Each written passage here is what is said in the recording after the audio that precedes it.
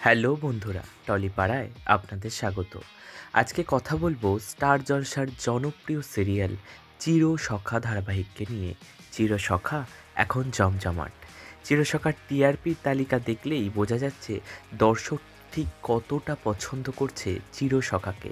দর্শকের পছন্দের সিরিয়াল চিরসখা। সেই চিরসখা নিয়ে একটা বিরাট বড় ধামাকা সামনে আসছে।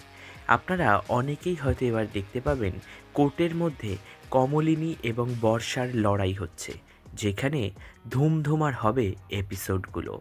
তাই কি হতে চলেছে গল্পে তার জন্য একটু খোঁজ নিয়েছিলাম স্টুডিও পাড়ায়। যেটুকু জানতে পারলাম, বর্ষার সমস্ত শয়তানি এবং সত্যি সামনে চলে আসবে। হয়তো বর্ষার সাথে ডিভোর্স হয়ে যাবে কমলিনীর ছেলে বুবলাইয়ের। তাই এবার চিরসখা জমজমাট। নতুন কাকুর সাথে হয়তো একটু ভালোই সম্পর্ক গড়ে উঠবে কমলিনীর।